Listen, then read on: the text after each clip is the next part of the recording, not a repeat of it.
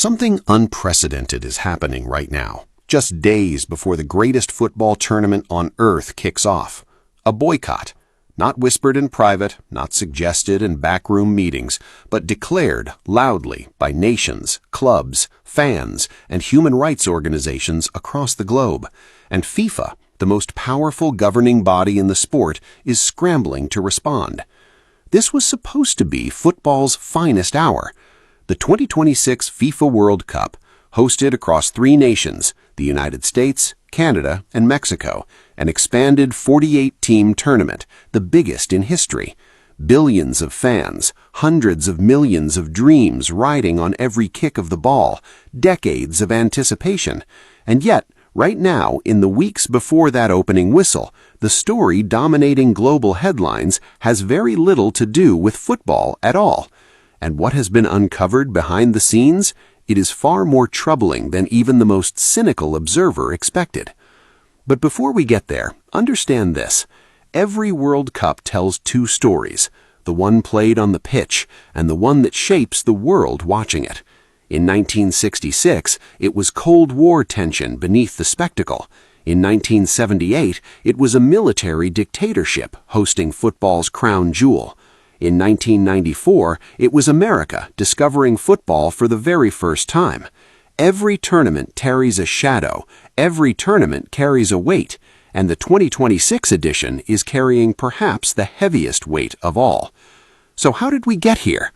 How did what was supposed to be a celebration become a crisis? The first alarm bells sounded not in a boardroom but at a border.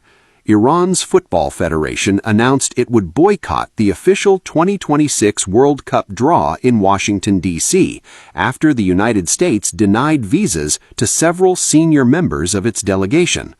The draw, the ceremonial moment where nations learn their fate, their groups, their opponents, was being held at the Kennedy Center in the capital. Iran's officials were told they could not attend. The Federation's spokesperson called the decisions nothing to do with sports. That moment sent a shockwave through the football world, because if senior delegation officials couldn't get visas for a ceremonial draw, what would happen when hundreds of thousands of fans tried to enter the country for the matches themselves? That question has never truly been answered, and the silence from FIFA has been deafening. But that was only the beginning. In January 2026, something happened that stopped many European politicians in their tracks. Following political tensions over Greenland, senior sporting and political figures across Europe began openly discussing a potential boycott of the 2026 FIFA World Cup. Calls for action emerged from the United Kingdom, Germany, and the Netherlands. These are not fringe voices. These are established democracies with long footballing histories, with millions of passionate supporters, with players who will be asked to compete in stadiums surrounded by an atmosphere unlike anything the World Cup has ever seen before. And then came the clubs. The president of a prominent German football club publicly backed boycott discussions in January 2026. A football club president, speaking openly about whether nations should even participate. When was the last time you heard something like that before a World Cup? Meanwhile, across social media, the movement was growing rapidly. An online group calling for the boycott of the USA as host gathered tens of thousands of followers within weeks, with campaigners citing policies they described as threatening the safety and dignity of visiting fans. But here is what makes this story truly different from anything we have seen before. The threat is not just political, it is physical. Because inside the host cities, inside the very streets where fans are expected to fill bars and squares and stadiums with color and music and joy, a federal enforcement agency has been operating with extraordinary intensity.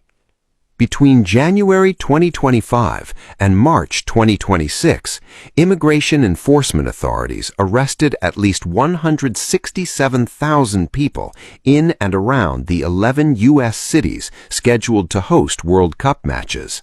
167,000 people in the cities where the football will be played. And then, the confirmation that shook every fan planning to make the journey. The U.S. Secretary of Homeland Security confirmed publicly that immigration enforcement agents would be present at the 2026 FIFA World Cup. Not on the sidelines of planning, not in the background, present at the tournament, around the stadiums, in the fan zones. Think about that for a moment. Imagine saving for years to watch your nation play at a World Cup. Imagine booking flights, hotels, replica shirts, scarves,